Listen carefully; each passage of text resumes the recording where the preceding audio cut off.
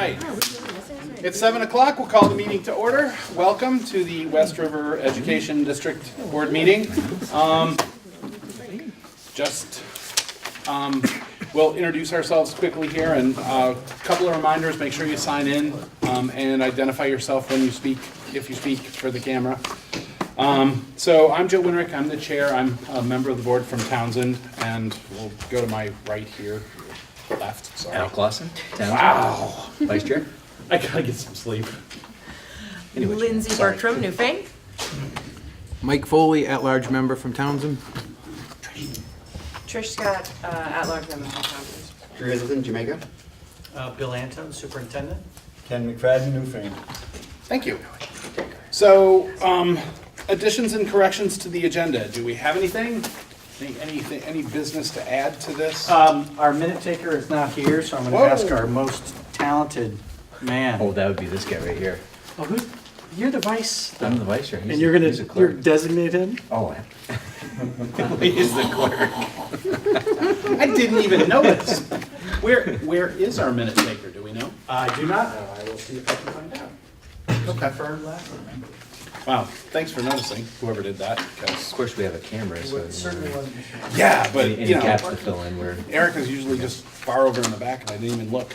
I didn't see her come in. All right. So anyway, no additions and corrections. We've now got minutes going, right? Thank you, Drew. Thank you, Drew. So correspondence. Anybody have any correspondence that they need to share? I got one. It came to everybody. I have copies for anybody that wants them. The letter writer actually asked to have this read into the record, but we don't do that as a policy generally. We just post them on the thing, and the board member gets them all. We post them for the public, and I have copies here if somebody wants them. They do ask us to provide our research that we used in making the decision about the 6th grade, and that research is all on the West River Education District website. Links to any studies that were consulted, links to the documents that were provided to us by our administration, and the other things that we used in making that decision were the actual conversations we had with our administrators. And that's all on the tape.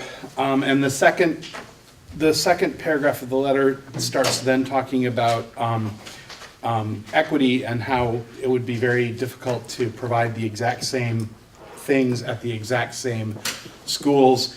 And we got a little document that we can hand out. I can show you. You can have it. And we can talk about this some more. This is one of the graphics of it, but the AOE has given us guidance, and we've used it.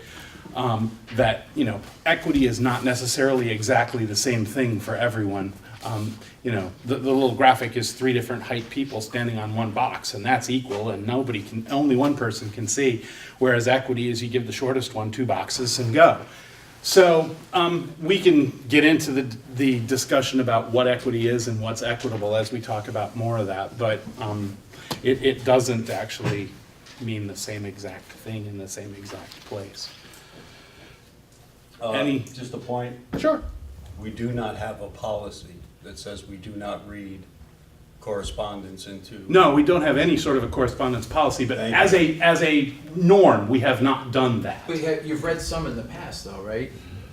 I remember you reading the one that said that the vote shouldn't have been taken. Didn't we read that one into the record? We had a letter from a board member. We had a letter from a board member, maybe? That was read. I have not. But that's different. I have tried not to do that just because it takes up everybody's time to Okay. sit here and read these letters when we publish them on the website and circulate them to the board, and we have copies here for anybody who would want They them. are on the website, 'cause I didn't see them. I haven't looked recently, but when Yeah. I looked before, I didn't They're see part them. of, they're part of the documents for every meeting. Any correspondence we get that pertains to that meeting is part of the documentation for that meeting. Just like Follow up. all of these documents that were handed out from the policy committee, the budget timeline, those documents that are provided to the board are all also available on the website as part of the documents for the meeting. I think they're usually tucked into the agendas, I'll check. but that's where the correspondence is. Okay, good to know. So, old business. the early learning motion that you made last meeting, Ken, it was to expand the early learning in the existing facilities to accommodate the children. We need some clarification on that motion, just because of conversations that have happened since then. Was it the intention of your motion then to not have pre-K in the Newbrook building? Yep. Okay. So, anybody want to speak to that? Newbrook, So I feelings on that? have to abstain from a lot of that conversation because I happen to be on the Timpson Hill School Board, and the conflict of interest of that is Okay. a real thing. So I'm not going to vote on preschool specific issues because of that conflict of interest. Okay. All right, well, Ken, I just wanted that clarification from you. I know from conversations that I've had, and that. I thought I you made know, that 100% clear last meeting, but what would you like clarified other than build up the other, why take on the expense? Right, I understand. I just wanted the clarity. Drew, go ahead. I believe I seconded that motion. Uh-huh. And that was not my understanding of the motion, is that we were prohibiting opening a pre-K at Newbrook. I thought the motion that was made was that we wanted to make sure that the offering was available for. We have school choice. I remember But distinctly going not that into we this were- conversation. But not that we were saying in any way that we were not going to offer it in that building, but that we were going to make sure that it was available. I'm trying to Okay, find well, see, I'm trying to there's find the the exact reason for wording. clarity. What was the exact wording? I haven't seen a copy of the minute, a draft I was copy just of the trying to minutes look for yet. the minutes right now. I would have to go back to the videotape, but it was ambiguous enough that the issue was raised that, was that meant to prohibit that? Or was that just, expand and go out and do that?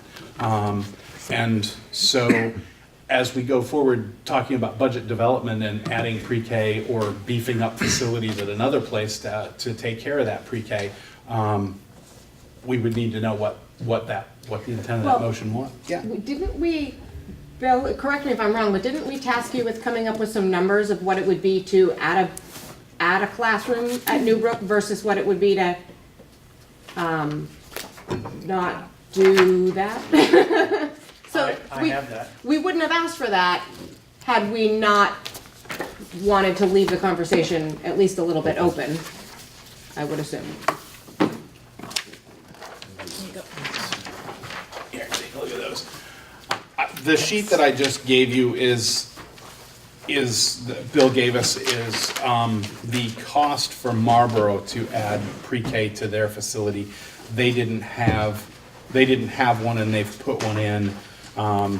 And it goes into, all the materials that they had to purchase and any modifications, things they had to make. Right, so you did task me to find out, so we luckily had a very similar example, which was a school that lowest grade offered was kindergarten, and within the time period of 9 months, created a pre-K classroom. So Marlboro has done this. I'm not going to say it's exactly like this, but I think this is a high-quality estimate of the work that is required when the Child Development Division comes in, visits the school. You go through the STARS process to figure out what kinds of things you will need. I think this is $50,000, sounds about a comfortable estimate if you were going to budget. I would just say other things to consider are the kinds of things you would do for running a classroom. But it's important to consider. I would consider all of these things in creating a budget. If the board said, build us a classroom in Newbrook. And this would be mostly a Yep. one-time expense? Do you want me to read the motion? It's right here. Sure. Ken McFadden made a motion to expand the existing pre-K programs. But then- Existing. But that we didn't limit anything with that. Existing. No. We expanded them, but we did If not- it's already open, you can expand it as much as you want, Drew. But we didn't say that we are not. To all going to- 4-year-olds in the West River District, and you seconded it. Right. But that motion did not prohibit us from doing anything. No, we went rounds on that. Yeah. Great. No. Okay. So now, do you have any numbers that, now, this is what it would cost us to add a classroom. Is this, the costs would be similar if we didn't have a classroom added to a school and we just made more space and more availability in the existing places? So at Jamaica, we are currently licensed for a pre-K classroom of 20. Mhm. And at Townsend, we are currently licensed for 2 pre-K classrooms of 24. Each. Yes. So there would be much less expense involved in, Yeah, I mean, all the build out, all the hard. all of that's all done. We just have to buy some more little chairs and little tables and little cubbies. Yeah, we have 68 slots based on capacity, and we average about 36 students per grade. So if you wanted to ensure that all 4-year-olds had a availability within the West River system, you could feel comfortable that your 4-year-olds would all have a spot, plus probably quite an additional amount of space for 3-year-olds for the 1-year pilot that you talked about in Townsend continuing for the next year to bring more data back to the board. Okay. And I would say that the motion was in the positive, and so it doesn't preclude if you guys wanted to do something additional. But it does talk about expanding the current ones. Yeah, that's the vagary for me, because like expand means kind of, enlarge, so that would not prohibit putting it in a building. But there was obviously some difference as to whether that was gonna happen or not. So I wanted to get clarity from the motion maker, and then we can discuss what we actually want to do, what we actually as a board want to do. I mean, I personally struggle a little with the equity of not having it in every building, just because, I think that's kind of what parents expected in the survey, is that the offering would be in their building. But I don't know, I don't represent those parents, I haven't been talked to by any parents about that. It's just a Go back personal to your feeling. picture on the fence. It's equity, not equal. Right, but it's access, and I'm not sure that it's equitable access to tell somebody in, South Newfane that they have to get their 4-year-old, if they want full-day public pre-K, they have to get their 4-year-old up Route 30 when they're gonna turn around and go back down to work that way, versus, And what if they have to go that way? then that's immaterial. So it all depends on where you live, that if it's equitable or not? That doesn't make any sense, which way you go to The work. access for education now in Newbrook is all in that one building, except for pre-K. And as a public body, if we're gonna offer public pre-K, it just kind of, the natural thing for me, my thought is that it belonged in that building. I'm not saying it has to or not, I'm just asking the question. And my response is, it's there, it's I know your response, but I wanted Mike. Under option A and B that we were talking about that is tabled, we were gonna be sending the South Newfane kindergarten to Jamaica, right? So, I mean, we've already put that out there as a reasonable thing. And everyone hated it. Everybody hated Yeah, it. that was all the students going one place for something, and everyone hated it, Bill so. liked it, Bill did. Okay, I would like actually to liked it clarify too, that I but- heard a lot of people didn't like that. A lot of people think, and while, since I touched on that, and correct me if I'm wrong, but that option A and B was tabled for a year, basically, right? And because some people, like, one of the press articles said that it was squashed, but my recollection was that it was tabled to a point after this budget cycle. Is that a correct understanding? I'm just trying to figure it out.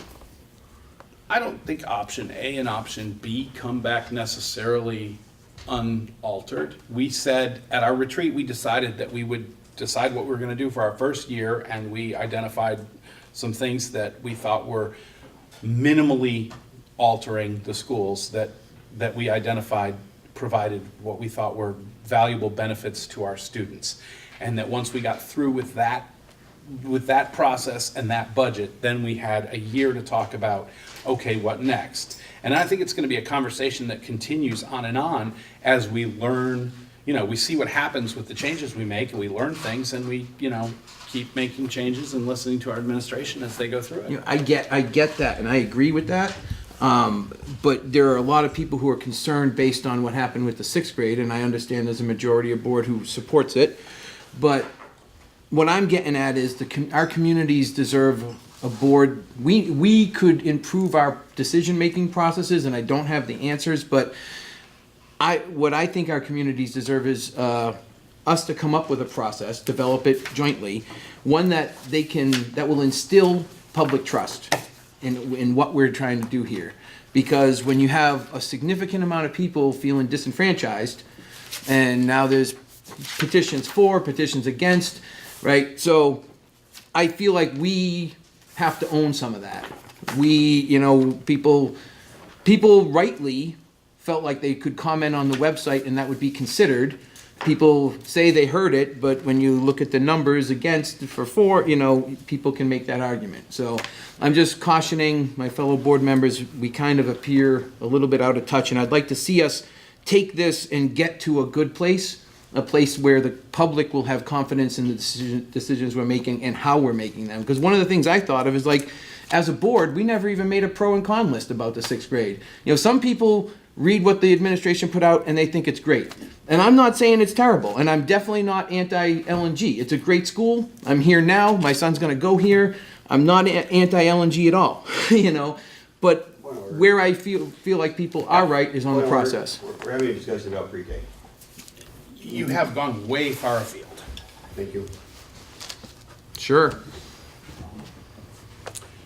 Okay, so do we need to adjust the pre-K motion? Do we are we happy with what we've got, and we can take any steps as we go through the budget process with what we want to direct Bill to do?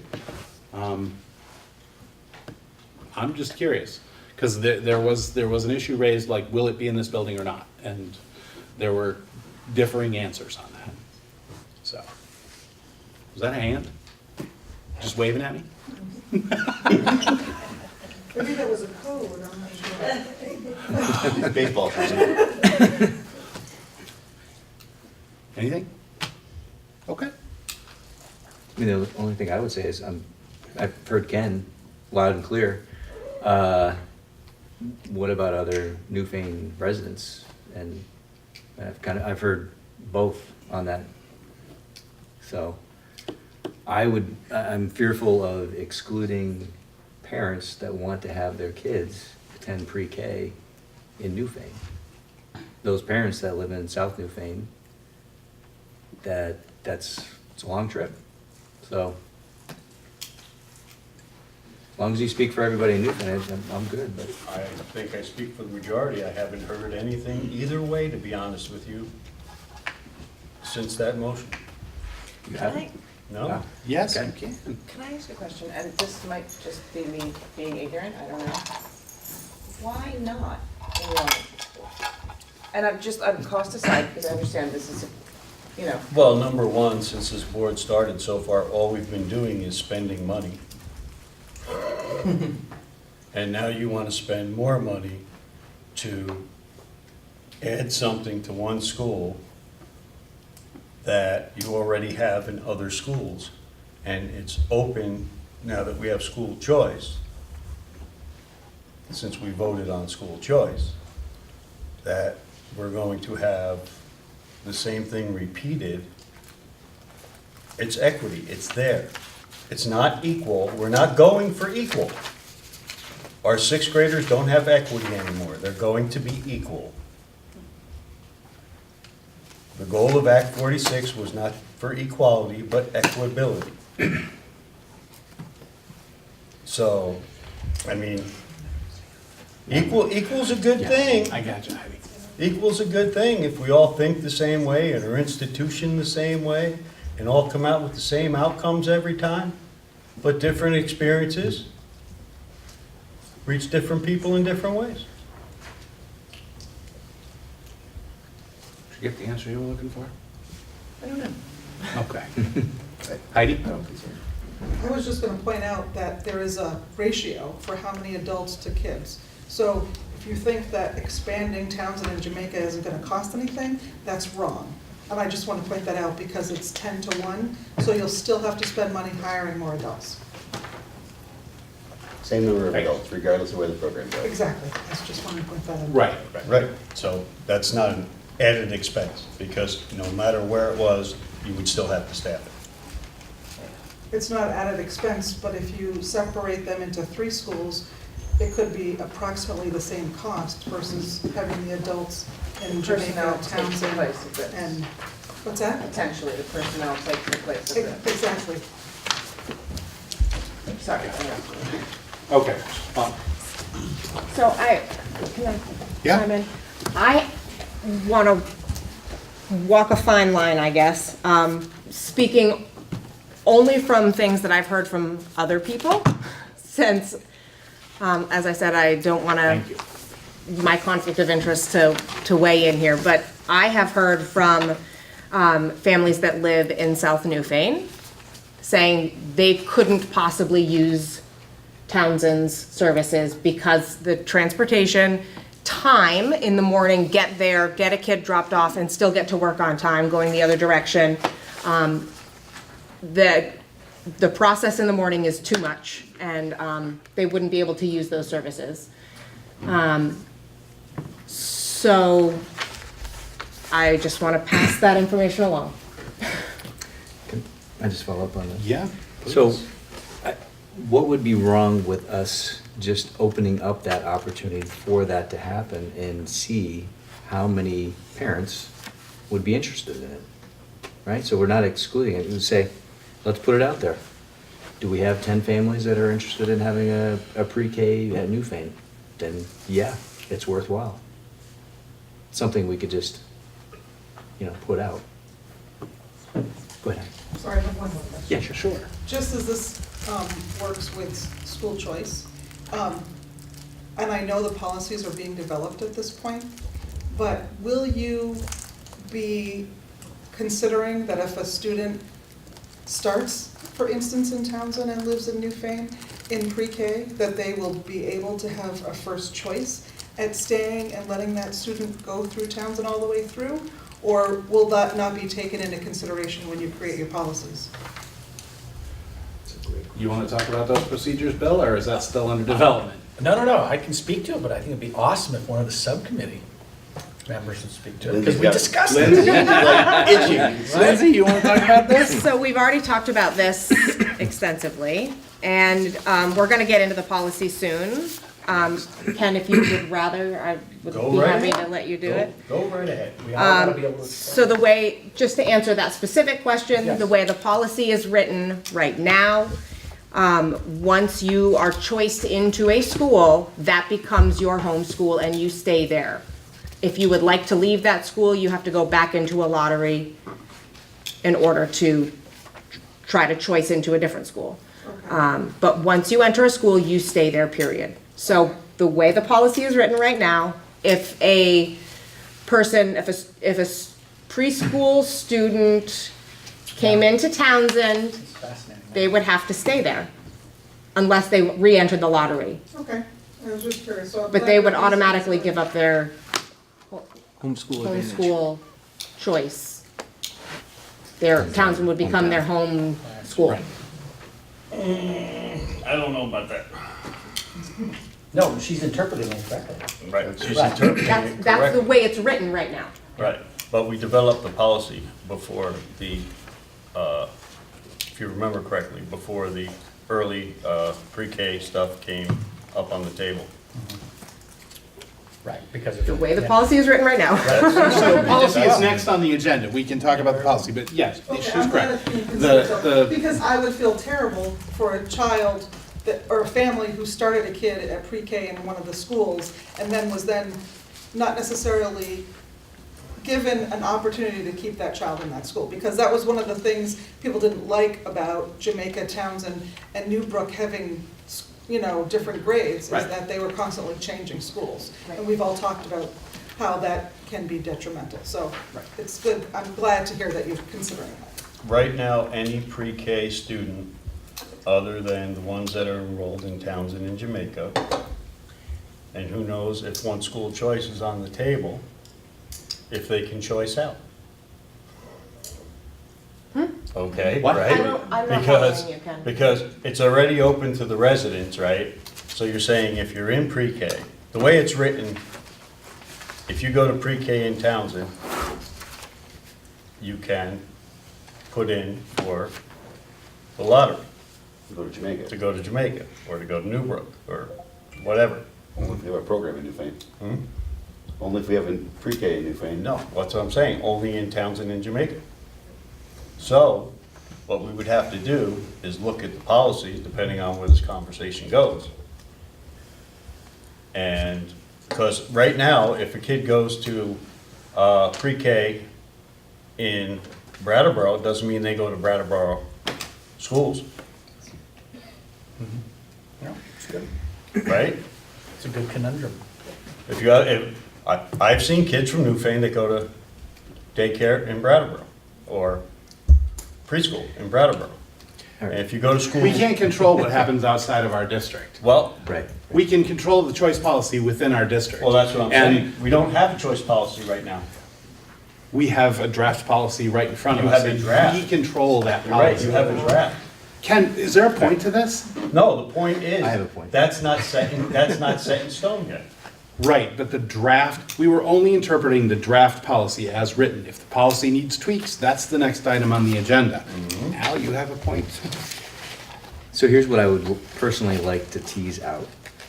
How many people are we excluding from our district, from our programs, by not having a pre-K in Newfane? How many parents are opting out or going to an alternative place as a result that we're not actually having within our district? How do we get that information? I think we could put out a survey to say how many of you, if we had pre-K in Newfane. We did, in our survey, we asked if public pre-K were available, would you use it? And But not eight specifically. Well, Newfane, that's true. Newbrook parents Yeah, yeah. said But yes. We had the data. We didn't say, we were not specific in We weren't this, specific in the enough. survey to say Right, in your building or not in your building. right. That's there a were very confusing, There were 8 Newbrook families. I would say we don't have the data. I don't think we can interpret what we have as saying, So if we drill it down a little bit more. yeah, Yeah. I would like to see that. I like data. I mean, you could do it extremely specific to Newbrook Yeah. families. But we don't have necessarily access to. No, you have Those to ask families. for it. And so you get the people that are willing to let themselves be known. Now, how do you do that? Hang on, I got a hand in the back Go ahead. there. Rick? I've got a pre-K suggestion that has nothing to do with what you're talking about. When developing the budget and reporting on your expenses, I would suggest that it would be worthwhile to have pre-K costs across the district separated into a section, because quite frankly, personally, I want to see how much money this is really going to cost us for all the pre-K. Because we know that the state's only throwing down what? 4,000 maybe, is it? Not even. Per student? We know the students to teacher ratio is 10 to 1. We know the cost of teachers. And so if we're talking about putting all of our students 4 years old and maybe 3 years old, it would be worth developing a pre-K category so that somebody like me or anybody else here could look at that and see, well, there's an awful lot of expense here. Are we really seeing that it's worth it? Because hiding this section in the general school budget with all the staff for all the schools, to me, it's just a little shady. Because this to me is an experiment. And quite frankly, right now, I would love to see Townsend's numbers at the end of this year to see how it all worked out. So just a separate category in the budget for the pre-K costs. And no, you can't figure in the building, but you can sure figure in staff costs and things like that. Direct costs, staff costs being salary, benefits, et cetera, et cetera. Okay? Just a suggestion. Thank you. Sure. So just to follow up on that, I mean, that's great to have that information, but what's the point of reference? Would you reference it versus first grade, second grade, third, you know? So how would we, that sounds expensive, but is it relative to the other classrooms? To me, you know, if I may, and the board knows this because I told you, I'm still not comfortable with the state taking over 3 and 4-year-olds.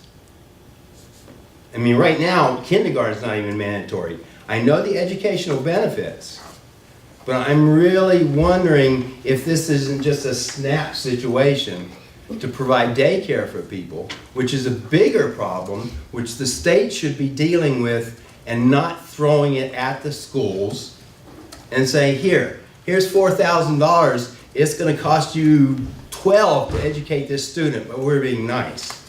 Okay, this is a bigger issue that needs to be dealt with differently. Not you, them.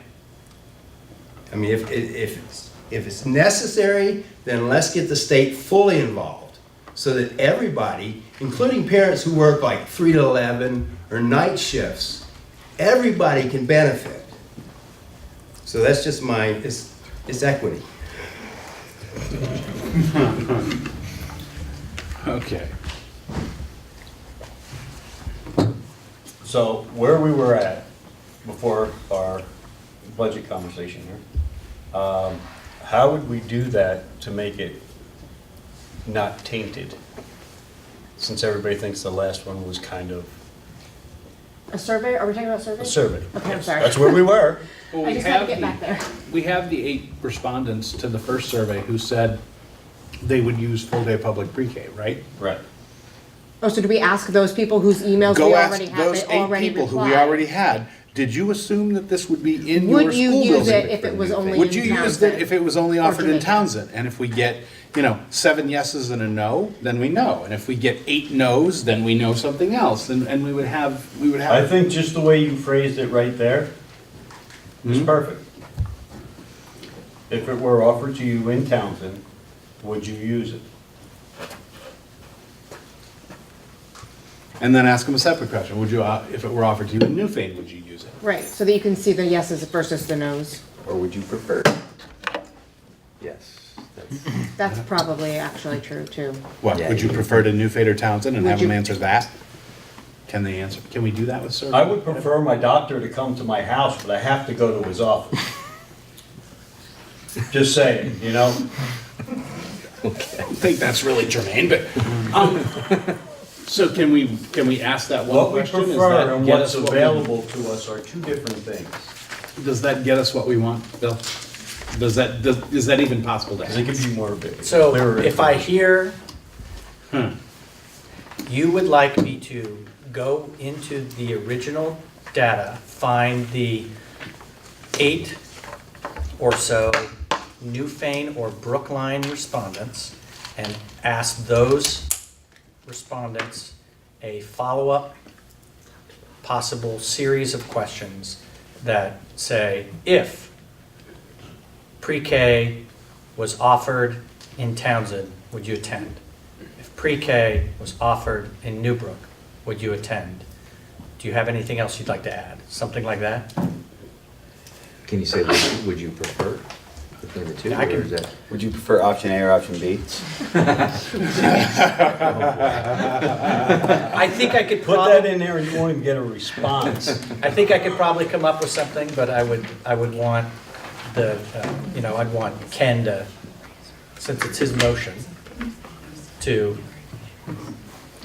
sign off on that is the wording, or, I want some clarification from somebody, or to do it right I now. think you could do, I think the first two questions get what you want. If it's in Newfane, would you do it? If it's in Townsend, would you do it?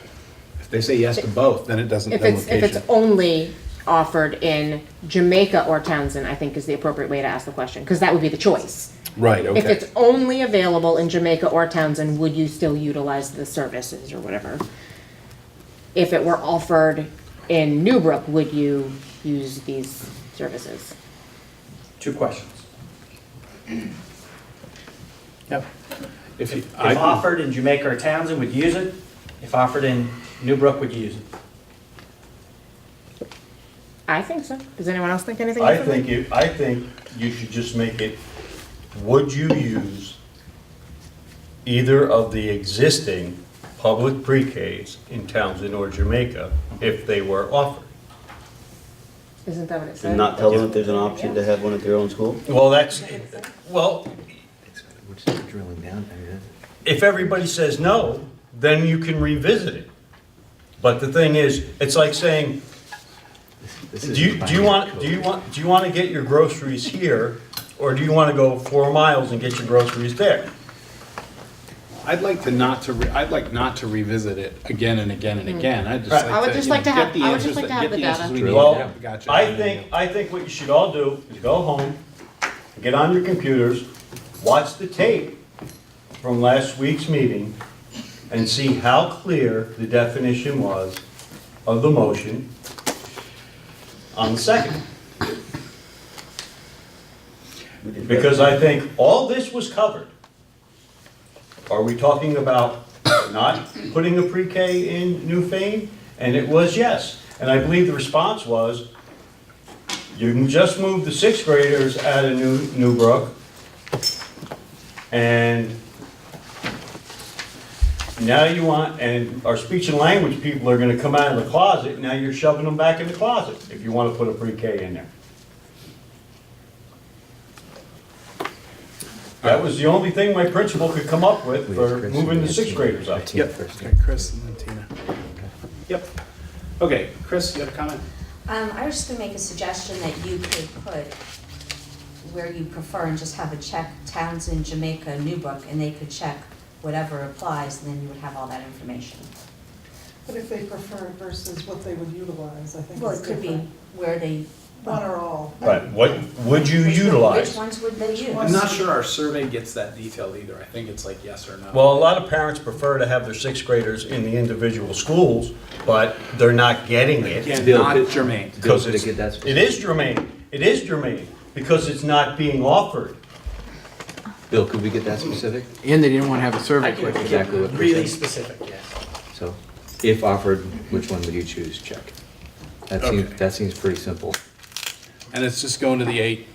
But does that get all the Affected information people. that we are, Right, I think you have to Because- say you could check more than one. You'd have to, you'd want to indicate they could check more than one. but I think it might change somebody's mind of, depending on if it's only offered in Townsend and Jamaica versus, it needs to be clear, I think, for people to understand. Would you use it if you could only go to Townsend and Jamaica? Would you still use this? If it's only in Townsend or Jamaica? Well, let's make the assumption that it could be offered in any school, and that's why you say, if offered, would you choose Newfane, or Newbrook, Townsend, or Jamaica? Oh, I see what you're getting at. You know what I mean? So let's fantasy land here, if Okay. offered. Yeah, I guess that gives us all of the information, right? So now we're Even down to more one information, question. really.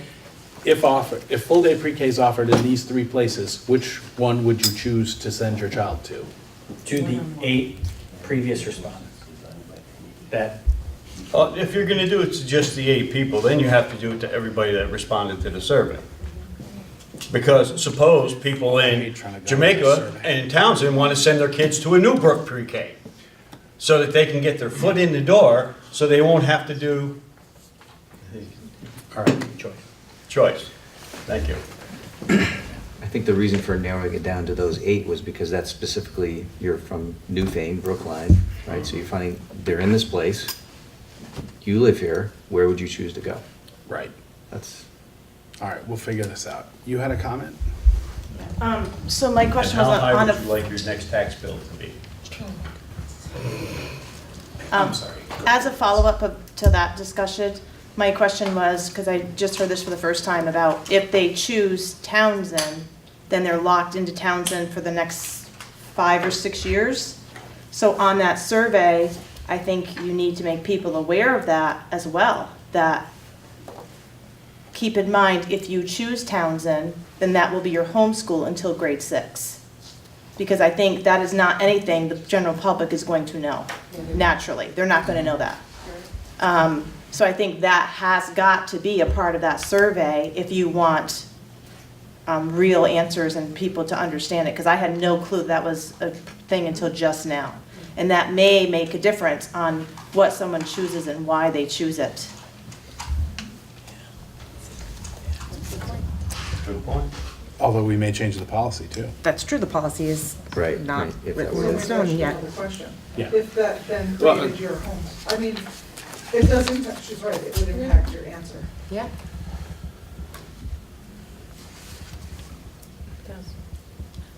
Okay. Every room. So what's the direction from the board? I'd say let's revisit after we talk about the policy. Yeah, let's revisit it after we decide what the policy's gonna be. All right, great. Thank you. All right, so moving on, we've got a policy. Ken, you wanna, or, who from the policy committee wants to walk us through the policy? Lindsay, Ken, Mike? Come on, Mike. Oh, Go no. ahead, your turn. No, Your Lindsay's turn, turn. I'm speaking up. They're tired of hearing me talk. Come on, Mike. Oh, I don't want another point of order. I can read the policy. Is this what we're talking about here? Just, you know, I don't have my glasses, so I So- can. you've done the interpretation. Walk us through the high points, All right, so your the reasoning. gist of the school choice policy is that every student would be assigned a school based on the town they live in. It would obviously match where they would currently be attending. If you would like to change schools, every student is, regardless of what town you live in, can enter a lottery that will be predetermined beforehand how many slots would be available in each classroom of each school. And we will draw names lottery style, first come, first serve, first draw, first serve, to fill the available slots. Anybody who doesn't make it through the lottery, if there's still people, they will be put on a wait list, so that if an opening becomes available, there's a wait list. Transportation will only be provided to your school within your town where you live. The only time that may be an exception is if in Go ahead. the off chance that after the lottery system is completed and somebody new moves to town, they live in that town, they get to go to that school. So now that classroom may be over full. And so we would then have to ask if anybody would be willing to move. If that person was willing to move, we would provide transportation to that person, because they're doing us a favor, basically, because we're making the request. They don't have to say yes, and we have to deal with that. Also, siblings, Oh, yeah, just point of clarification. yeah, please. So I don't think that's in the policy. It's That if we not. ask somebody, Oh, I thought we did say that. Nope. we had you're that right. conversation. We had but talked, I take We it back. talked it through, are we We gonna did talk provide, it through. you know, 54 cents a mile Right, right, for right. 17 different, right, Right, we did talk about it. right. So, you're right. I take it back, sorry. So the next point on here is siblings entering a school after a child who has an exercised school choice. Siblings may attend that choice school, so that families can have all of their children go to the same school. But it's May. May, It's you do not have to. Yeah. And we have a timeline, which basically goes through and, I mean, I don't necessarily need to go through the whole process with you, but we'll give everybody,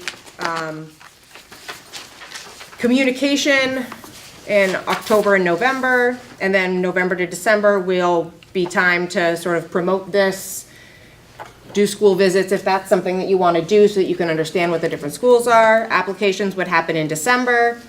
The lottery would happen in January, and then any staff reassignment necessary may happen after that, when we know what people are wanting to do, where students will be. Also with transportation, if you have a child that you can get your child to an existing bus route. Yes. And there's room on the bus, they can get on that bus to get to their school. So Right. you don't have to drive them all the way to that school. If there's room on the bus and you can get to that bus stop. Yes. So, that's the gist of it. Yeah. Oh, Questions about the policy? I'm not in charge of the policy, but you can ask the question. I just to have us. one clarifying question. Yeah. When you talked about siblings, is the applications done by family? So if you have a family of 3, do you have one application, or are you doing Yes. it by, okay. That's it, you got it. But, Unless you Right. want 2 different schools. Okay. If I'm a 3rd grade child and Drew, my big brother, is a 5th grade child and we don't want to go to the same school, Okay. 2 separate applications. Applications. So it's possible that one of your children could get it and not the other one, but if you wanted all of them in one school, one application, if one got in, all 3 would get it? Yes. Okay, thank you, just for clarifying. Yes, Director. How does the lottery work? Is it a public forum? Is it a, how are people? it would be a public forum, I think we decided. Would it be a public meeting, the lottery? The lottery would be a public meeting. Yeah. Picturing very cool Banger. Hunger Games. And we're gonna I'm picturing that short story, the lottery, I'm like, ooh. Could be good. Do you guys want to talk volunteer about, tribute. even though it's not in the policy, but it helps expand the understanding of the policy, about optimal class size, and slots? Yeah, do you want to help me out with that? You know the numbers better than I do. Come on. Oh, let me think. 18 is the mid-ground number for K, 1, 2, and 3. Well done. 20 is for 4, 5, and there is no choice for 6. You just can't let that go. Well, And that leaves, and, thank that you. leaves how many slots? So, and then the subcommittee has recommended in the procedure that the slots would be for individual grades. So, it doesn't make any difference if you have combined grades now. In order to have as much opportunity for choice, it would all be done by single grades. So for example, if in Jamaica you have 8 3rd graders and 8 4th graders, and the optimal class size for 3rd graders 18, there would be 10 open spots. And in 4th grade, there would be 10 open spots. And then after you do the lottery and you have your ins and your outs, you might have some people that didn't get in on the first time, but because some people had left, they might be able to get in that spot. Does that make sense? Okay. If 3 families move during the middle of the year. Trish had a question. Or what if people get cold feet? Like change your mind? Change their mind before the start of the school year. It doesn't They have to then- re-enter the lottery. You have to re-enter Yeah. the lottery. Do they? Once you We have commit, that decision. you're in. We don't allow And for once cold you, feet. and once you are in a school that becomes your home, your new home school, and you Yeah. stay there, But you do not have to be a part of the lottery. You Right. don't have to be a part of Yeah. the choice. Yeah. right.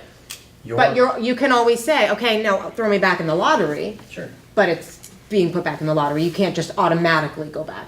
And if you are put back in the lottery and Chosen you, again. sorry, if you are put back in the lottery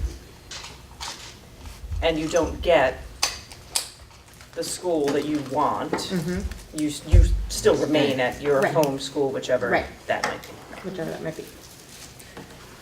So, oh, sorry, go ahead, go ahead. It doesn't apply to me, I'm just asking for others. Where do they decide the home school? Because there might be a kid that lives in Newfane, that lives closer to Townsend School, or that lives in East Jamaica that lives closer to Townsend School. Then their own homeschool. Town of residence. It is town residents, okay. You have a comment? I was just gonna say, so when we think of the word lottery, probably low probability comes to mind. So I would just say caution that, you know, if you're in the lottery, it's probably a decent chance. Yes, Fair based on chance that you're gonna- the subcommittee's recommendation to the board, by doing it by individual grades, you have opened up a lot of possible slots. You might have 100% chance of winning, depending on how many people. Yeah, that's. Yeah, if two people want third grade choice, and there's openings in each school, you got your choice. There's a 100% chance you won the lottery. Right. Better odds in the state of Vermont. Okay. Any more discussion on that policy, folks? Okay, so then if you're ready, I think you guys wanted to have the conversation about the pre-K, the homeschool question, Revisit. because that's something that actually did not come up Right. in the subcommittee. well, the easy solution to that is to just, no, that's not easy. The easy solution would be that if you're in Townsend, or if you're in Newfane or Brookline, and if we extend the pre-K programs as they are, and you go to either one of the existing pre-K schools, and you live in Newfane or Brookline, you go back to Newbrook, or you join the lottery. Because it's not a choice if it's not offered in your residence. Okay. It's available. So, let me ask you this. So you are a Newfane resident, and you choice into Townsend for a 4-year-old program. What you're saying is that that child, for kindergarten, their home school remains Newbrook. Right. And so if they go to Townsend in pre-K, they'd have to enter the choice to go to Townsend in kindergarten? Correct.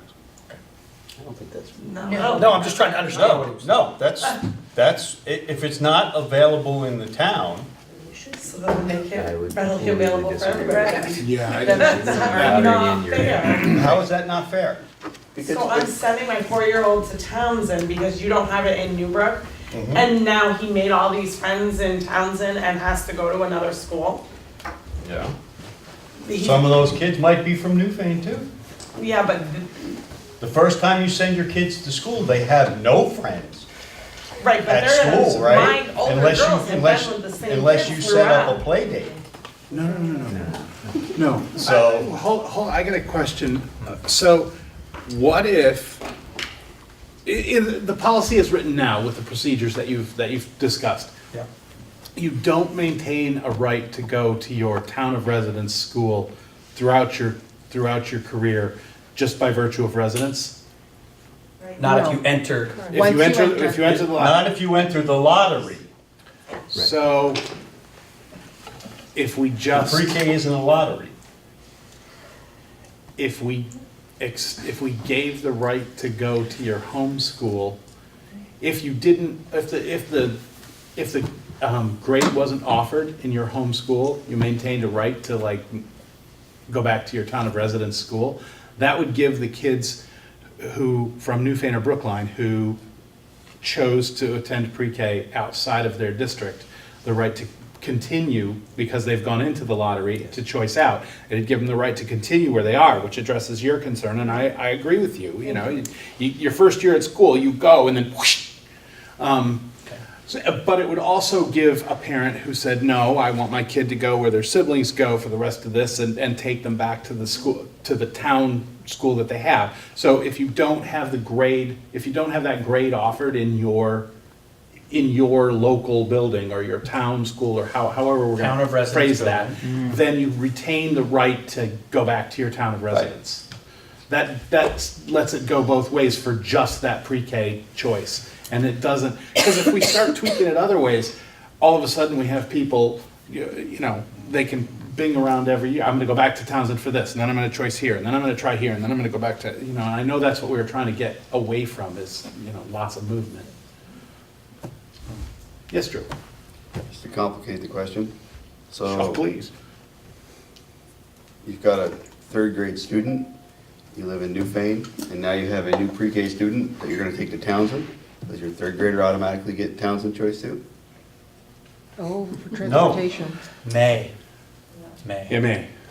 But now we have a family that, Only if, and this only policy for the says that, lottery. no, this family says a sibling gets a right to go in. Yeah. Yeah. So if they want their third grader to go, they don't have to enter the lottery at all, they just get to go. As long as the 4-year-old is attending at Townsend, yes. Even The the procedure for inter-school choice program is, okay, if you look at it, right? Yeah. The procedure says you get to put in an application to change your school, right? Well, no. Right. Bullet 3, siblings entering school after a child Right. who has exercised school choice may attend the same homeschool as his or her sibling. Right, who exercised. But if it's not available in one school, it's really not exercise because you don't have a choice to go to your home school because it's not offered. It doesn't have to be equal, it's gotta be equitable, people. What are you saying? I'm sorry, I don't- I'm not If- following at all what you're saying. Are Okay. you just saying because it's a younger sibling that doesn't? No, that's not what I'm saying. Okay, so What I I'm don't know saying, what what you're I'm saying is, if a Brookline kid goes to Townsend Elementary School, it's because it's offered in Townsend, it's not offered in Newfane. So why don't we just offer it in Newfane? Right, that's an argument for offering. Like, this is a perfect argument, I'm sorry, Newbrook. Well, the town. No, this isn't a perfect argument, this is just another way to get what you want. Okay, what this is, I can go 1,000 different ways why it shouldn't be. Why shouldn't we offer pre-K in Newfane? Because Give me 1,000 reasons. we already have No, no, no, two no. existing accredited programs with accredited staff. That offer full-day pre-K that's Right. publicly funded. Right. For In free. Newfane. No, we have them in the district. Just because we have something in the district doesn't mean we have to have it at every All right, school. but that, we're trying to figure out how to make the choice policy work here, to make this work, rather than argue whether we put it one place or not. So, Can we make this decision on the policy if we have not solved whether there's gonna be a pre-K at Newfane or not? No. We're going around in circles. probably not. We have to make a decision whether we're gonna have a pre-K in the Newbrook School Building before we can finish this discussion. All right, I'll buy that. And we need the survey results to make that, so this whole thing gets pushed another week, another meeting out. And I have another question. Why are we deciding to change the pre-K program when during our retreat, that wasn't one of the two things we were trying to get done before the 1st of July? It was absolutely. No, Yeah, it was there one was or- two things. No, there were three, but. Heidi, did you have a comment? I'm sorry. Okay. Ken, I'm just gonna point you to right here, pre-K values, Yeah. Yep, full school day offered, high quality, early learning. that was from our retreat. Yep, well, no, we discussed many things at our retreat. What we said we were gonna tackle this year. Were our values. Right there. There was two things we were gonna tackle this year. But regardless of which, okay, let's look at it. Look at the value. The programs we have, we value. So. We have a climbing wall at New Brook. Does that mean that every school has to have a Ken, climbing wall? please, just. So if the policy is the way the policy is, with, the procedures are not written as part of the policy, and the procedures are where the homeschool is, they're where those other things are. Can we actually move forward with the policy at this point, knowing that the procedures are yet to be written and adjusted? Because are we really gonna change anything that's in this document that's sitting in front of Well, the us? definition of, on that third bullet, siblings entering school after a child who exercised school choice may attend the same home school as his or her sibling, that's what the bullet says. So the definition of school choice and homeschool would need to be defined somewhere as being different for a pre-K student than it would be for a kindergarten student. But that would be in the procedures. You would write it in the procedures that a pre-K student from these towns retains the right to attend their town of residence school after having made the choice into an existing public pre-K program. And the sibling part, I don't really understand the sibling part, because again, if a student from Brookline or Newfane chooses to go in there and their sibling has chosen to go to another school, they could follow them there, and they've all retained the right to go back to their home school, but they've probably choiced into the other. I don't see the sibling issue as being complicated. I don't see that as being a problem. Because you're following an older sibling. Or a younger. Or younger. You can follow a younger sibling as well. It just says sibling, it doesn't say older or younger. Huh. So if the younger sibling has choice Townsend, the older sibling automatically would be able to follow. So that sort of gets rid of your home. The point being that families generally, from what we've understood, want to have many families really want to Right. have their children at the same school. So whether they're following older or younger, that allows families to have one place to drop off, pick up, pay attention to. Right, things. I get it. I didn't think of it as younger or older. One sec. Go ahead. I just wanted to point out, you were talking entering school after a sibling has chosen a choice. So that would infer that it's a younger sibling following an older sibling, in case that helps clear it up at all. Thanks. I was gonna say, you could, if you have more than That's a one, great point. if you have siblings. Yeah. You could play all the lotteries. Well, I want my kid to go to this school, but it put one in seems every like place. there's more people going to this school. So I'm gonna lottery out I'm gonna hedge my bets. Who gets in where, and then that kid follows. Yikes. That's what I'd do. If I wanted to. You just broke the lottery. Yeah, you just wrecked the You're whole devious. policy. Sorry, but that's what I do. Um, So I'm just, maybe it's a clarification of. What if Yeah. the policy was just K through 5? Would be anyways, right? Because sixth graders don't have a choice. It's listed at pre-K through 5 right now. Right, pre-K 5. So then, okay, so if the policy is K through 5, I like that, but what's the policy then on pre-K? Just do whatever you want? Well, I mean, so just think about this from a practical standpoint. Right. We have defined homeschool as town of residence unless you enter into the school choice process, right? Yep. So follow me through on being a resident of Townsend. And there are 14 kids in the pre-K classroom. And I'm a resident of Townsend, and I am going to the 4-year-old program in Townsend. And all 14 want to stay in Townsend. They legitimately have to be able to go to school in Townsend. And there might be 20 other kids in that 4-year-old Townsend system. And if you did it K through 5, then you decide on how many slots are available in kindergarten. The Townsend students would all get to go to Townsend. And if I live in Newfane or Brookline and I want to go to the kindergarten in Newfane or Brookline, I get to do that because it starts in kindergarten.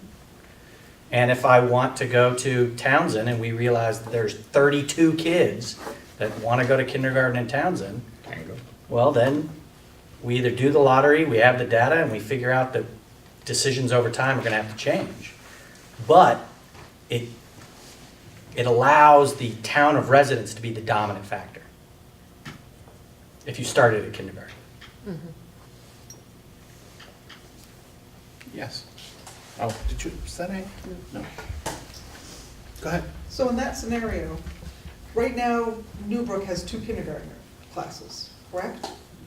Yes. So Correct. could you not open up 2 kindergarten classes in a town where you have 32 that want to go to It school? could absolutely happen. It all depends. That's why we have the timeline of all the kids going through the lottery and the available space you have in the building at the time.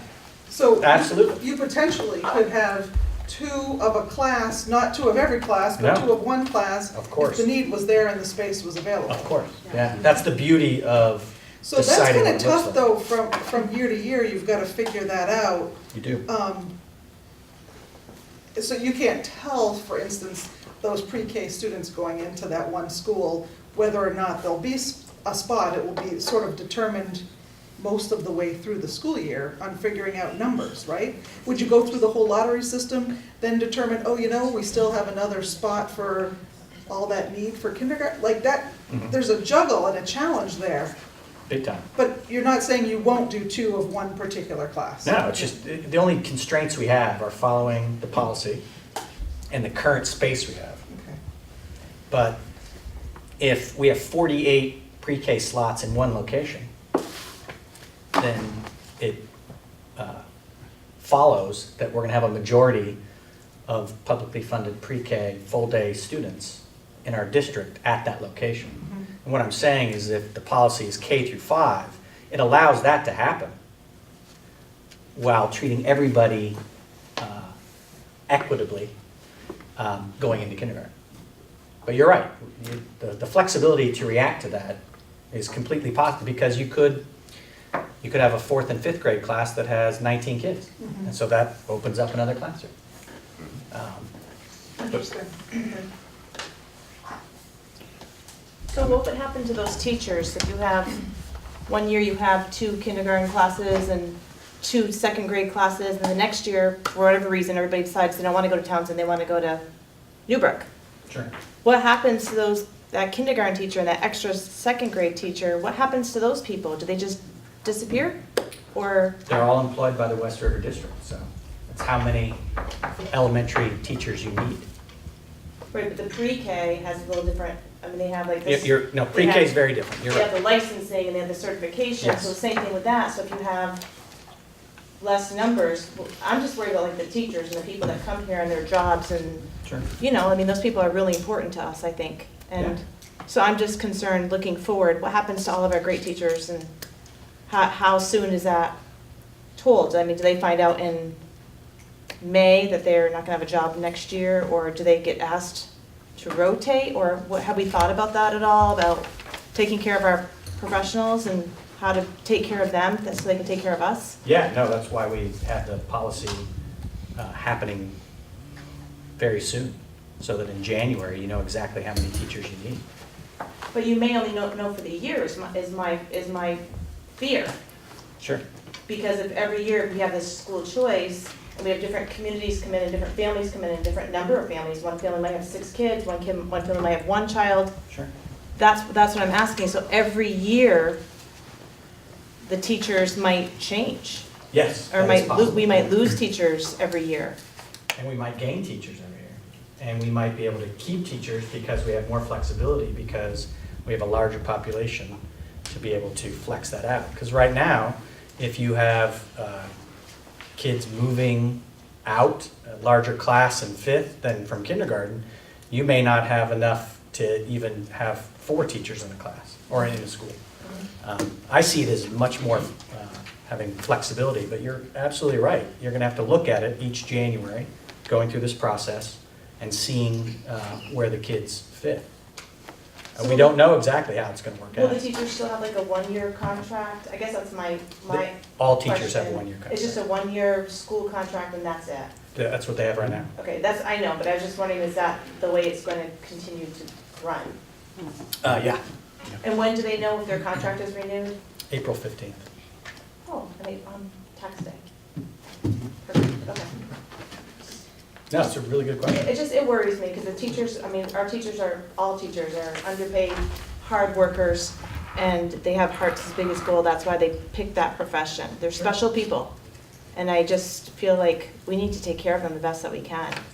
And I wholeheartedly agree. I just look at it as if you lose kids in Townsend, over time, Townsend's a great example. So Townsend used to have individual grades 4 years ago, right? So they had 7 teachers, they're now down to 4. When you have a larger group of 17 teachers, and that 17 goes down to 16, well, you might be able to, because one building might get smaller, you might be able to move some teachers around instead of having to go from 7 teachers to 4, and then those 3 teachers have to apply for another job because they're all not part of the same system. Having that larger system allows us to place teachers within the system, but you're absolutely right that when you have bumps and bubbles, you're going to have to adjust to that. I just wanted to. But it doesn't benefit anybody for us to keep a churn that doesn't have stability for classroom teachers who have the highest impact on student achievement. I mean, that's just bad management. Right, yeah, it's just that one of those things I think about for all of us, that impacts all of us at times. So does that work if we change the policy just to be K-5? Yeah, then the policy could go through. Then we could warn the policy and. I got a couple more changes now. Okay. I'm sorry. No, please. We do not provide, well, actually, it'll be solved, never mind. They're transportation, right? We don't provide transportation for pre-K. Right. And it Right. says right now, transportation in pre-K buildings will. So if you make it K, then you're okay. Just make it K. Jamaica does. Just take out. does. Jamaica's one of 3, right? Jamaica Yeah. does. Jamaica does provide. Right, so will just means you have to for K-5 Right. Okay, Right. versus, got it. so I think that solves that if you just do K-5. Right, so the edit is just to take out the P in yep. front of PK in 2 places. Yep. And then 3? Three. I missed one? 3, yep. The First second paragraph, bullet. second paragraph, Thank you. second bullet. Yep. And Okay. anywhere else where it's in the policy Yes, Al? or So- procedure. Just a comment on the last bullet, the school choice procedures by March 1st annually. Handbooks, when does every school, we do our handbook at the beginning of the school year. Jamaica, Newbrook, when do those happen? August. Yeah. So I'm just wondering if March 1st makes sense, or if we could, No, it's a really good point. Because based on you guys passing a policy, we're gonna publicize the school choice procedures in November. And what you're saying is, it would be great in August, when we're sending everything out, would be Yes. part there. of the packet. Yeah, I'd be happy with changing March 1st to just August. Okay. Give us the whole month. Yep. So be published annually by August. Okay. Anything else? Edits?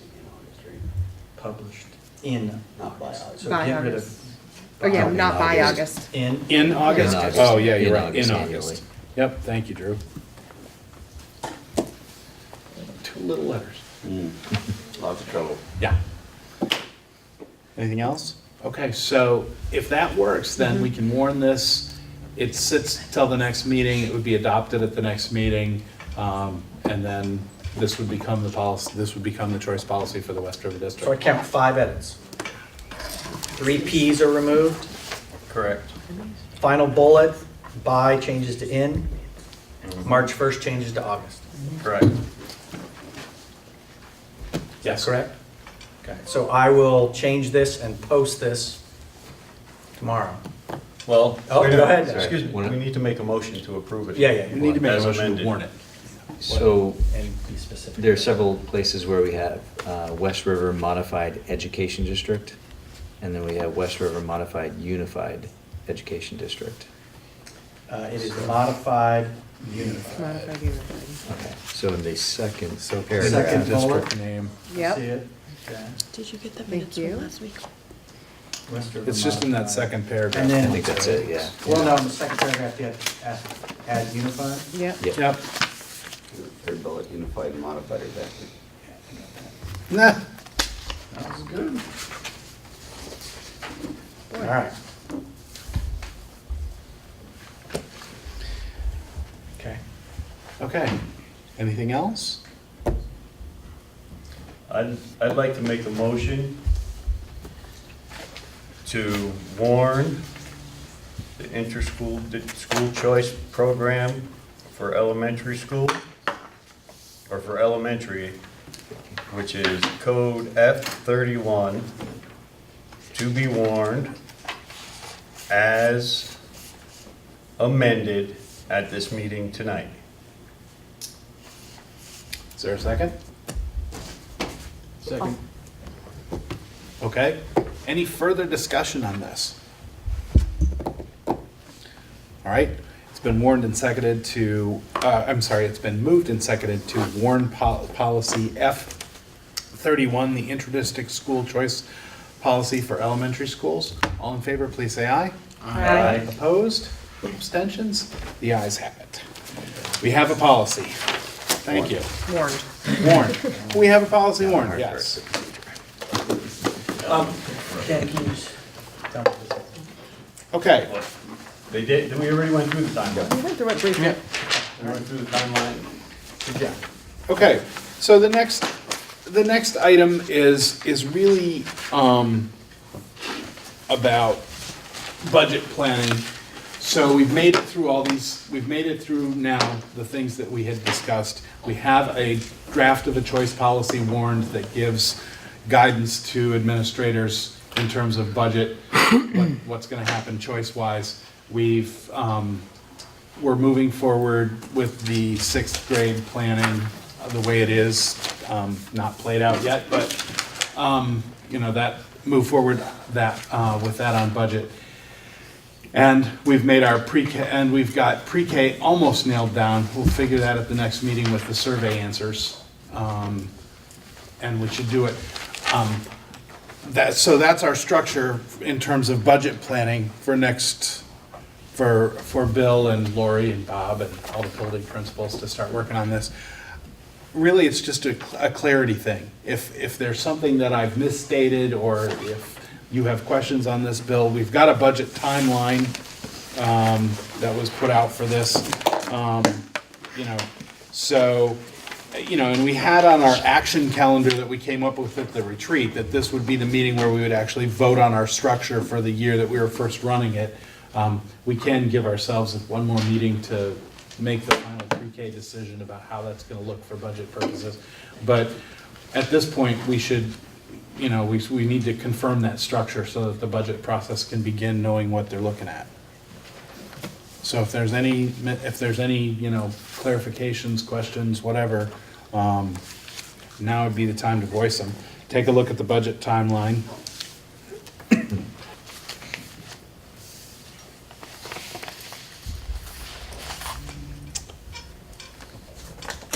Instead of, I have a question here. It says for November 1st, rough draft, potential tax implications and presentation. Should it be tax savings? No. Tax implication. That can be positive or negative. It's an implication. I would prefer positive. I respect that. Yeah, we're not gonna hit that timeline. Yeah, we're not gonna get a first draft of the budget until the first meeting in November. And that's even a That's possible, the dream. right? That's the dream. That's the dream, yes.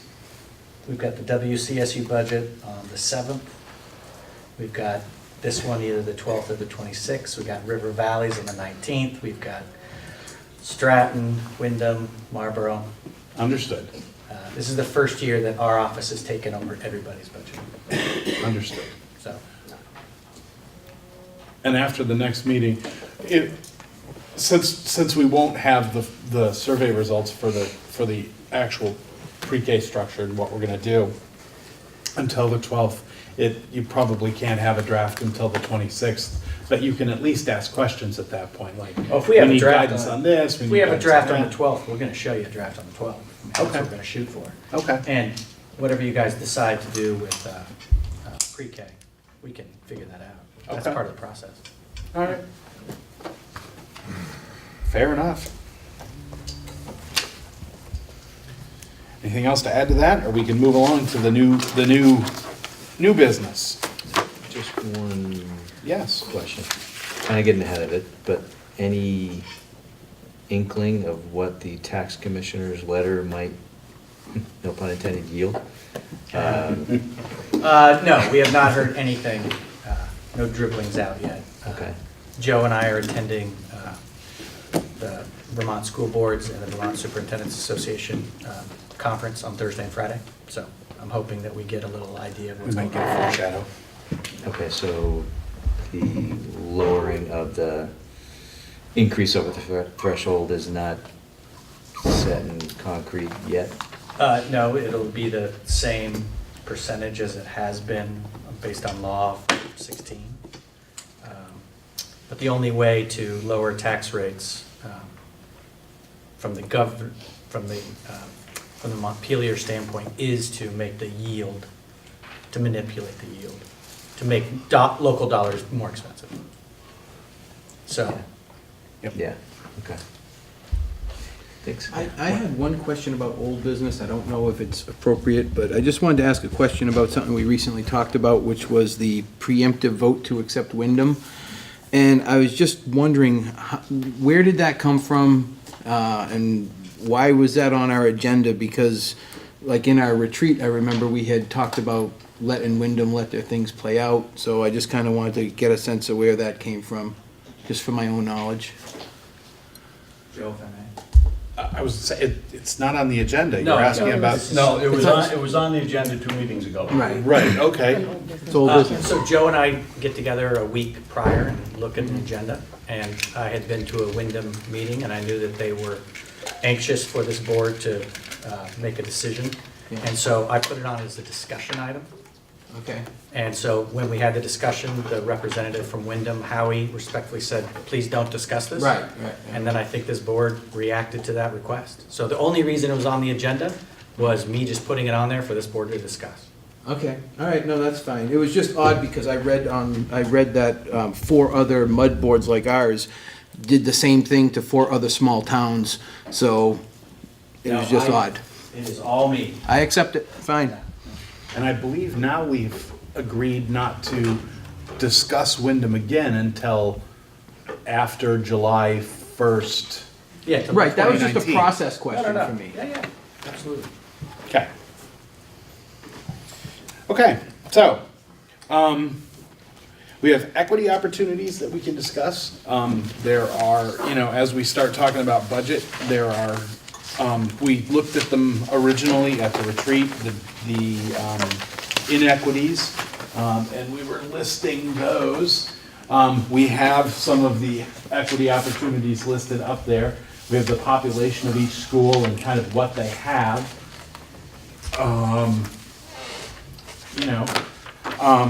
So, and this all falls under budget guidance at this point too, we need to sort of at least give some parameters to administration about,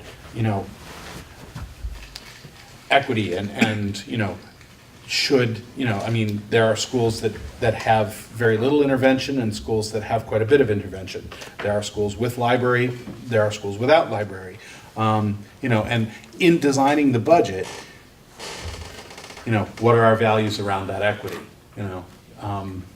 Do we want everybody to, obviously the access doesn't necessarily have to be equal, because if you have a student with a lot less kids, you probably need less interventionists than you do with a school with a lot more kids.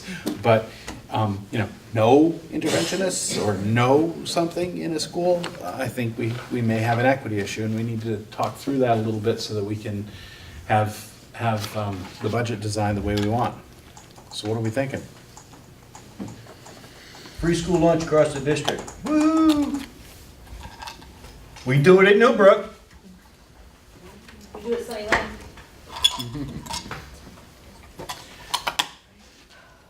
Okay, any other thoughts? Okay, so free school lunch and it's all good. Seriously. I think that we, do you mind if I chime in? No, please. I think that we should decide, I mean, based on our values and what things are in, definitely different between the schools here. I think we should say is having a librarian, a library media specialist, is that something we value? And if it's something we value, then we should provide that to everybody. I don't think that means they all have the same books, but I do think it means they all have the same access to a human who can teach them. Right, that's exactly what, and it's about access. Right. If Newbrook has 130 students like this sheet I'm looking at, and Jamaica has 59, it doesn't take as much time to give them that access. Yep, right. Maybe. It takes a couple days to get through the whole of Newbrook, where Jamaica could maybe do it in a day, I don't know, but. Right, based on the number of people. And that's really something that, you can tell us, or building principals can tell you, and. Well, I mean, the unique thing about all this is school choice is going to, could shift around some populations that would, we would then target staffing to. So I think Lindsay's point, that general guidance would be great, and then we can get more specific as time goes on. But I mean, simply saying something as simple as, we value that each school that we operate has access to a library media specialist that makes sense for the population that we are planning for. I can work with that, and then we can get more specific. Okay. All right, so if we just go down the list of the, let's see, did we go down?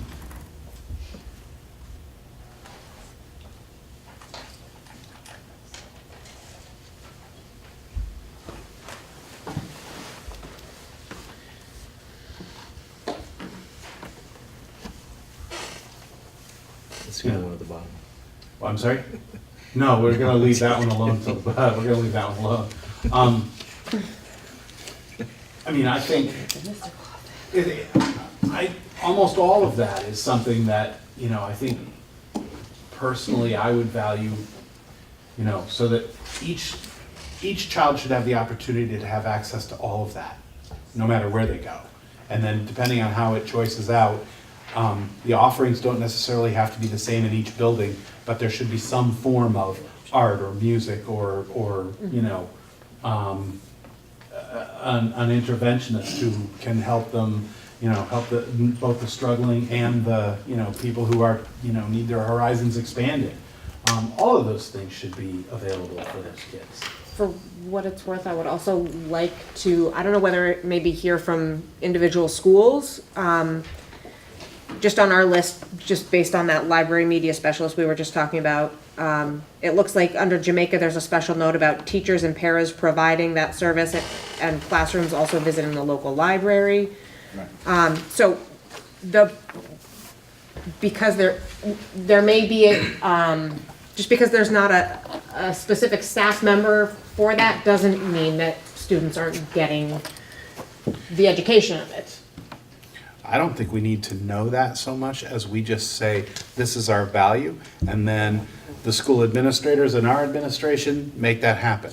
How they make it happen, again, as long as they're gonna tell us that this is happening, I don't need to know how it's happening necessarily. I just wanna make sure that it is happening. Right, but happening doesn't necessarily mean right, this You don't have to have specific somebody with the human, title of a right. library media specialist. Right. As long as somebody knows how to, help them work through the internet and teach them how to actually do Whatever the research on it list is. and not just watch YouTube videos and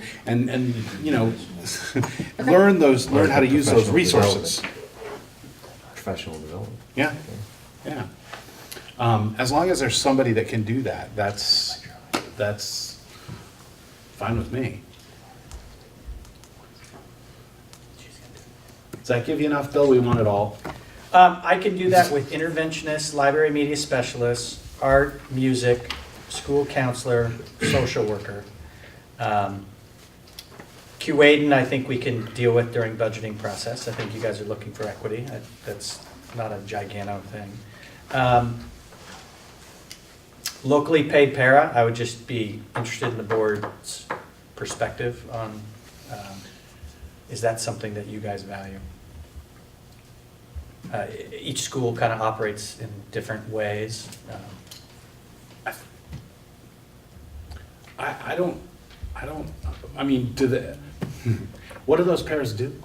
I mean, I don't know. I mean, some schools are doing them without them and some schools have them, so I don't even know what they're actually doing, and they're not special ed pairs, which I understand. So I don't know what those pairs, I mean, obviously the schools feel they need them because they have them on staff. Is and it the other boards have, population-based? yeah, but is it population-based? I mean, It's just kind of a different approach or philosophy. I think that in Newbrook, historically, they've always had a para for kindergarten. Well, yeah, pretty much, but I don't think it's just because of the quantity. I think it's more, there's kids with needs in there that can't be met by one staff member. Okay. So just kind of different approaches to how that works. I mean, I can work through it. I just, the other ones I completely understand. I'll come back with something reasonable. I just didn't know if there was any strong feelings from the board in direction of that. I understand that pre-K has to have, and once you go beyond 10 kids, you're gonna have another adult. All special education paras, I understand very specifically what is necessary for that. I just was curious if there was any guidance from the board of, I mean, I'll talk to the principals and find out what happens and how that works and all that, but I didn't know from you guys. I really, as a Newbrook parent, really value our paras at Newbrook. They're super amazing humans and super amazingly helpful to the classrooms. I don't know I don't know enough about it to apply that to a bigger picture.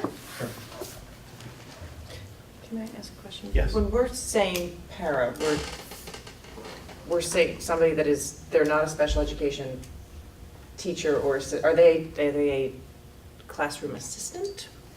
Do they have a different set of qualifications, just so I know, I don't really know. They are. A regular, you want to do it? Yeah, go for it, man. A regular para versus a special ed para. A regular para is more like a teacher's assistant. Okay, that's what I thought, okay.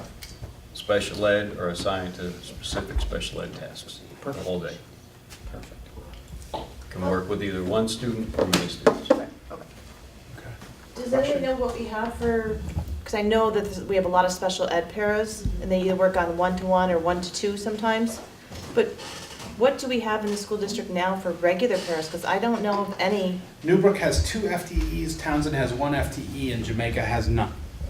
So that's in the whole school, so for Yes. Newburgh, there's 2 in the whole school? Yes. And they float, or do they go to? Those are just, I mean, I don't know. They float or?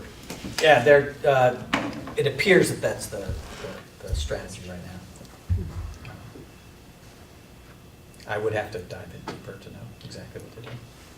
Oh, there's Laura. Yeah. For Jamaica, Jamaica has 1, and it is for the sole purpose of licensing in our pre-KK classroom. So we have more than 10 kids, so we need another highly qualified para. So it's for the ratio? Yes, yeah, exactly. Oh, see, that doesn't, our list does not take in pre-K or special ed paras. So these are like non-ed, non-pre-K paras. You don't have any of those, just the Well, one. because it's a combined classroom, Ah, okay. it changes the numbers. Okay. Okay. Okay. All right. Anything further guidance-wise on, trying to keep things equitable? I thought we had discussed PE, physical education. but I don't see it on the list. It's not on this list, it's on this list, isn't it? Well, they all have to have. Yeah, they all have PE and I think they all have. That's required. Doesn't it that they all have to be building a minimum? Isn't that? Yeah. It is required, but I'm not sure if every school meets the requirement of number of minutes. I know it's cobbled together via recess / In elementary school? Oh. I would say right now, I feel very confident that we are following the educational quality standards under the physical education requirements as necessary, as spelled out. But I'm more than happy to look into the depth and breadth of what that looks like. Is the WCSU going to, obviously you're going to have to take on Newbrook's PE teacher, right? Well, every employee will Because we be a usually- West River employee. That's what I'm saying, because right now, the other PE teachers, right, are all from your office? Or SU? It depends. If they're shared, they're a WCSU employee. If they're, Well, how many aren't shared in this district? we have some that are shared with other districts, so they are an employee at a school district, but not an employee of the WCSU because they are an employee of multiple SUs. Okay. Does that make sense? It makes sense, but that doesn't, is Newbrook's PE position, it has to go to your office next year, correct? They have to be, in other words, they can't be a Newbrook employee or All a the West employees River will be employee. West They're all River gonna be West Modified River. Unified That's what Education I'm District asking. That's, employees. yeah, instead of, they're not the district. All the teachers, all the PE teachers, all the pre-K teachers, everybody will be, except for special ed will still run out of his office. But all the itinerant teachers will become ours. All the shared West River. stuff will become ours, West River, yeah. Okay, Because the schools that are sharing them are all in West River. okay, that's what I was asking, were they gonna go to us or were they gonna go to his office? So we get them all. I will check into that staffing though, Okay. for PE.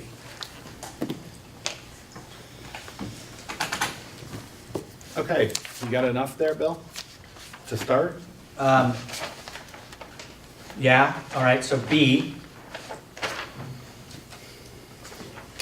Do you guys have any direction beyond, Make it a really great one. so you've given me some guidance here, right? You have given guidance in a pre-K through 12 system. I can take care of the engineering studies and build that into the budget. We'll be interviewing each individual principal, and then we'll make adjustments as school choice comes in. But I just didn't know if there was anything beyond that that the board wanted to direct us. A 4% cut in the total budget, to run the district. Okay. I would like to see that, All right, 4%. all right. Ken's coming out with Get 4%. that from the meeting too. All right. Thank you. Being specific. If we can at least do that. All right. Anybody else have any thoughts, guys? Discussion. Should the building committee meet and discuss some of the building needs as part of this? That would be really helpful. I got numbers. You guys gonna have to Schedule a prioritize. meeting so that we can help prioritize. We know Sure. we're looking at big numbers. Sure. What do we have That's for a you, me, and number? Al, right? Very good. What do we have for a number? Right up there. $924,000. Million. That's just Million. your one. Million rounded. Okay. The building committee, building and grounds committee, might want to look into the different schools and see if anything on those lists has been done since that's been done, because I believe there's been a few modifications in Newbrook that I know of. Great.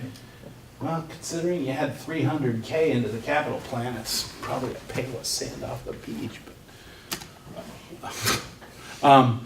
It's a big number.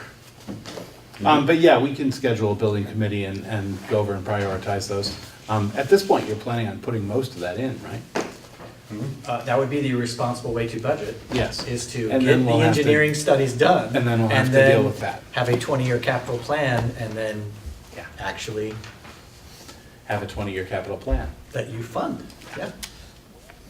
It may be Okay. helpful Of that for the committee to support whatever the recommendation is. That would be really helpful. So I'd love for you guys to be. I need the media needs. I don't versus- remember. Yeah, I don't remember. We'll, yeah.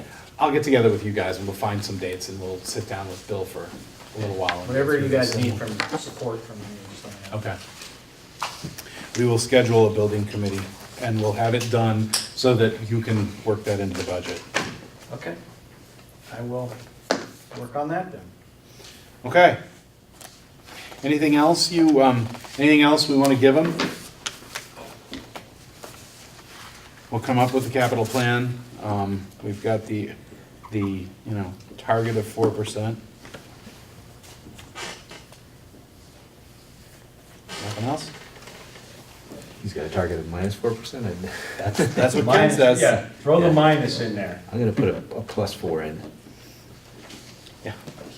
Yeah. You get a plus and a minus. I think if you could hold it to +4, you're Excuse me, doing the well. purpose of Act 46 was for equity and to straighten out the high cost of education. So let's not put any pluses where they don't belong. Hey, you have your -4, I got my +4. You average those out, we're level. Okay, you can have your +4. All right. As long Trish, as did you're you have willing a to pay the comment? +4. It's like your mom. It's hard to move. I was like, did you have a comment? Which would actually be a +8. You know. All right, so middle school transition updates. You just shaking your head? Sorry. Talk to you for me now? Bob, wake up, He Bob. fell asleep. 2 hours. Yeah, so we had an information night for current fifth grade families. We did a mailing to them in advance, between Mike and I, we each called each of the households as well. Despite that, we had about 12 families represented out of 30-ish at the parent night. Newbrook had 6, Townsend had 3, Jamaica had 3. At that meeting, we took a lot of questions around different concerns that people had. We talked a little bit about the plan that was presented because not everybody was here or was informed. We talked about the rolling out of our school advisory committee, which for year 1 will be used to talk about plan of transition. We will meet, that first meeting will be on October 30th at 5:30, it's Tuesday night. And invited those folks to come. And we took some questions, we had some good conversation, and Joe and Emily were there in the back of the room as well, and the 3 elementary principals, myself and Mike, were all present, plus some counselors and other folks. So, yeah, I felt like it went well. We tried to keep folks focused on not about the disagreement with it happening, but rather how to make it happen smoothly. And that we weren't in a position to change or do anything to the decision as administrators. We were there just there to make sure that when and if this occurs, that we were there to make the transition as smooth as we can. So really encouraging parents to be involved in that process and so on and so forth. After we did a big group session, the school people each met with their principals in breakout rooms and asked questions that were specific to their schools. I think Laura could maybe talk a little about what that was like for her, but I wasn't in those rooms because I'm not one of the elementary principals. So that's pretty much where we're at this point, but the October 30th meeting is the next step. Thanks. I like you said, I was at the meeting with Emily. We both went because we wanted to, just kind of see how the concerns were addressed and see how things were going. And I think you did a good job with keeping it positive and answering the questions and trying to provide as much information about this as it goes forward, because it is a big change. Hear from Laura? Laura? Laura, did you want to? Sure, I agree with Bob. I think it was a very positive meeting. I think there were some great questions asked and some great answers provided. As far as the breakout session, Bob said, as he said, we had 3 families from Jamaica present out of 7, 6. So we have about half of our folks there. and 2 families came with children and left very, very positive, on a positive note, came in with a few questions. We had agreed as principals, elementary principals, around graduation and class trips and shared that information with parents. And then we also had agreed to send out a family letter the day after. So I did that as well to our 5th and 6th grade parents. But it was great, good feedback and some positive energy. As one parent reported, her son left whistling and skipping. He was very excited. Thank you. Any questions, comments? No? Cool, moving right along. We were asked at the last meeting by Bob and Mike to look at and possibly tease out special middle school values. We can start that work tonight, although it's 8:45, and if you want to kick that down the road a little bit, I wouldn't be upset. Let's table that. We can move that to the 12th. Do we need an executive session for any reason? I didn't think so. Okay. Can everybody take a quick look at these minutes that got handed out at the I beginning make of the a meeting? motion to approve the consent agenda.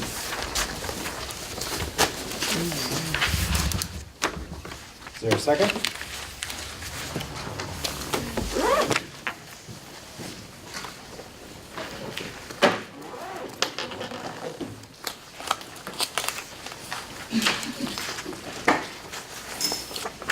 You're a rough crowd tonight.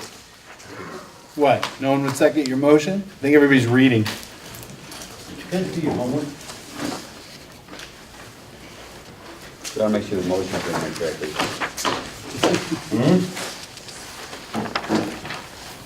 I think my motions are made perfectly fine. I think I make myself, I think I'm well spoken enough for people to I'll take it. understand what I'm Take it to talking about. WCSU tomorrow and sign it. Thank you. Second? All right, it's been moved and seconded to approve the consent agenda. All in favor, please say aye. Aye. Opposed? Abstentions? Motion passes. I'd like to make a motion to adjourn. Second. Any discussion? All in favor? Aye. Aye. Thank you.